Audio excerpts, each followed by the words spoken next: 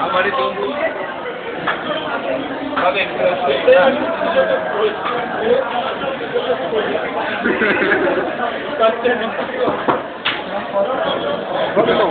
Limão, pega o limão.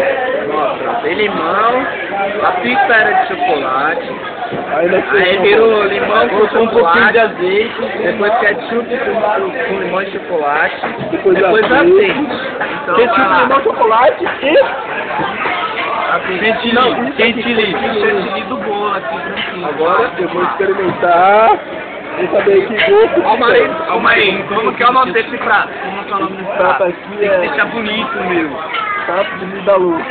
Prato de vida louca. Vai. Não, deixa bonito assim. É meladinha, meladinha. Passa embaixo da mesa. Passa embaixo da mesa agora. Tá bom, é bom? É bom? Maravilha, maravilha. Delícia, delícia. Nossa, eu faço muito bom.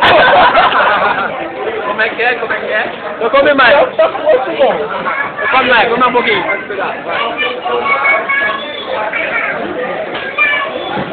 É bom mesmo, Rodrigo?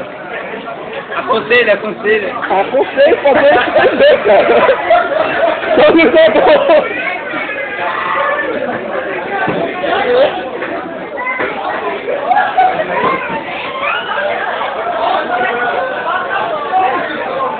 Agora mostra a língua, mostra a língua.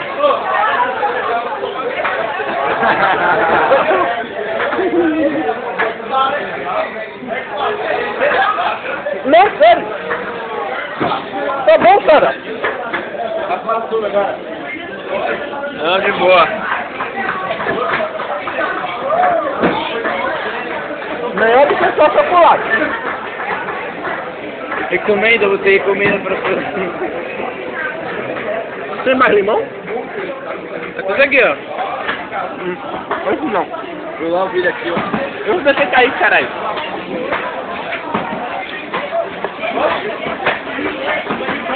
Aí, ó. Tá, agora tá limpinho. Ok. Traz mais outra dessa aqui, ó. Felipe. Aqui é a nova da casa.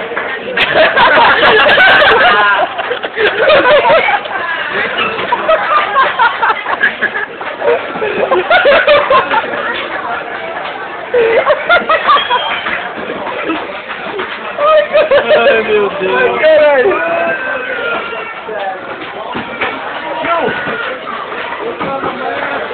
Essa aqui é mais da hora, Daniel.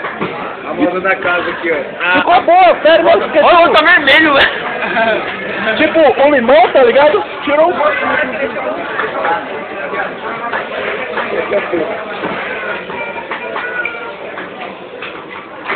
Ah, esse limão tá estragado, eu deixei ele cair aqui.